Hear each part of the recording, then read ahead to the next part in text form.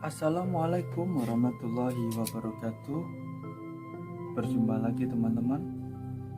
Semoga kali ini tetap dalam keadaan yang sangat berbahagia, sehat selalu. Dan salam sukses, salam bahagia selalu. Urip iku urup teman-teman. Hidup itu harus bermanfaat bagi teman-teman, bagi orang sekitar, lingkungan, keluarga, dan kawan-kawan di sekitar kita.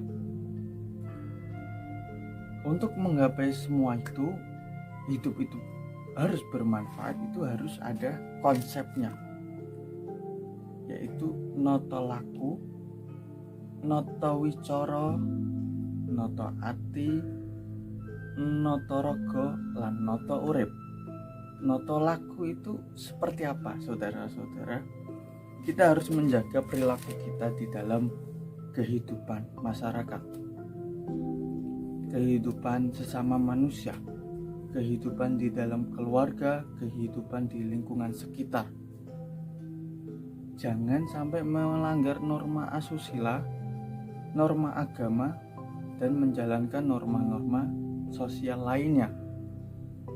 Ana wayahe ngaji, ana wayahe ibadah, ana wayahe turu, ana wayahe mangan, ana wayahe ngombe, ana wayahe kumpul, dan lain sebagainya. Urip kudu ngepakke, nyepakke, lan manteske, kan gitu. Ngepakke apa yang harus disiapkan, apa yang harus kita siapkan di dalam kehidupan bermasyarakat, kehidupan bersosial, kehidupan di dalam rumah tangga, kehidupan dalam berhubungan dengan semua orang. Ngepakke, kita harus berperilaku seperti apa, saudara-saudara sekalian, kawan-kawan sekalian, terhadap lingkungan kita, tergantung dengan kondisi, ya. Manteske, ya, wayahe kumpulan gitu, manteske. Wayahe nyambut damel nggih, nyambut damel. Kerja ya kerja, memantaskan di dalam kehidupan di lingkungan sekitar. Lalu noto hati, jangan sampai hati ini mudah tersulut emosi, mudah terhasut, akan menjadi pertengkaran, akan menjadi pembencian terhadap seseorang, akan menjadi hal-hal yang kurang baik. Noto wicara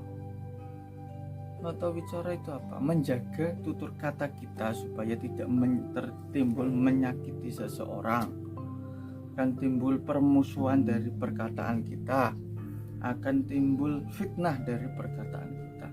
Noto rogo, okay. Noto rogo seperti apa ya?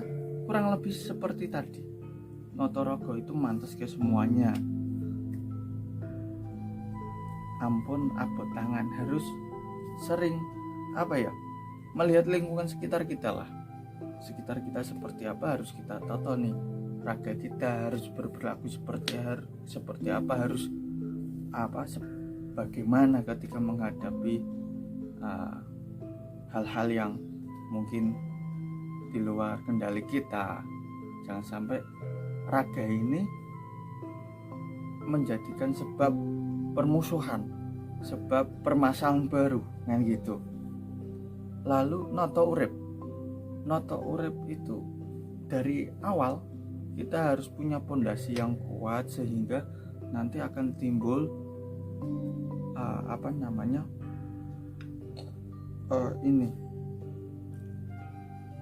timbul hal-hal yang baik di dalam lingkungan kita, akan bermanfaat bagi lingkungan kita, kan begitu, saudara-saudara, teman-teman sekalian. Dan untuk hidup itu bermanfaat bagi orang-orang lain itu berbagai macam cara. Mungkin kita ini orang pintar nih, orang yang berpendidikan, kita curahkan apa yang kita punya terhadap orang yang membutuhkan kepandaian kita, kan gitu. Mungkin ada anak yang kurang perhatian dari segi pendidikan, mungkin kita bisa curahkan semua ini yang ada di dalam diri kita untuk kepentingan pendidikan si anak ini, supaya kelak bisa bermanfaat, dan ilmu kita pun juga tidak disimpan sendiri, bermanfaat bagi orang lain, kan gitu. Kemudian si anak ini pasti akan menularkan. Nah, lalu mungkin dengan prestasi kita, kan gitu, di lingkungan ini kita punya prestasi apa, kan gitu kan, bisa kita curahkan ini di dalam lingkungan kita supaya tidak sia-sia apa yang kita punya. Dengan tenaga, umpamanya kerja bakti lah, atau membuat bangunan apa, kita curahkan supaya tenaga kita ini juga bermanfaat bagi orang lain, kan begitu. Untuk bermanfaat dengan hidup ini bagi macam cara, dan tergantung dengan kondisi teman-teman sekalian. Yang terpenting kita harus mengondisikan diri kita supaya bermanfaat bagi lingkungan sekitar, menggali potensi kita yang ada di dalam diri kita supaya bermanfaat bagi orang lain. Karena hidup itu tidak sendirian, teman-teman, dan taburlah kebaikan di dalam lingkungan Anda, kemudian supaya diri Anda bermanfaat dan mempunyai harkat martabat yang baik. Diri saya pun demikian, tidak teman-teman saja. Kita saling belajar, saling mengisi kekosongan di dalam lingkungan kita, di dalam keluarga kita. Paling contoh terkecil, buatlah keluarga Anda, diri Anda di dalam keluarga Anda bermanfaat.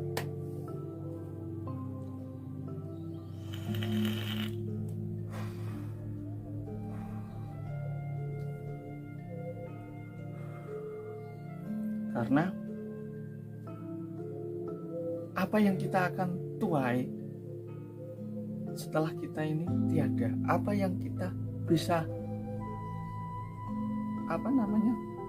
kita akan bermakna apa ini setelah kita tidak ada di dalam lingkungan kita. Seseorang yang telah tiada hanya akan meninggalkan cerita di lingkungan sekitar kita. Buatlah cerita sejarah diri kita untuk anak turun kita, cerita yang baik, cerita yang dapat dicontoh, cerita yang dapat ditularkan kebaikan kita, pengalaman kita, perjuangan kita, keilmuan kita, kepandaian kita. Dan jangan sampai kita, mohon maaf, dikategorikan orang yang tidak bermanfaat bagi lingkungan kita, teman-teman. Ya, namanya makhluk sosial. Yang pasti ada seseorang yang membutuhkan pengaruh dari kita, bantuan dari kita. Nah, disitulah andil kita supaya bermanfaat bagi kehidupan orang lain. Nah, mungkin saja ada yang kekurangan materi, kita mampu, kita sokong, kita bantu. Itu termasuk dari kategori hidup kita bermanfaat.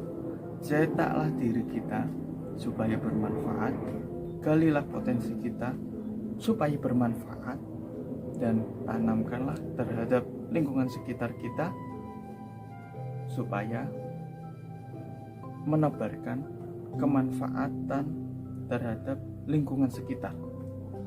Itu yang terkecil, ya. Dan semoga bermanfaat, teman-teman. Tetap ikuti terus, dan sampai jumpa di kesempatan yang lain. Terima kasih.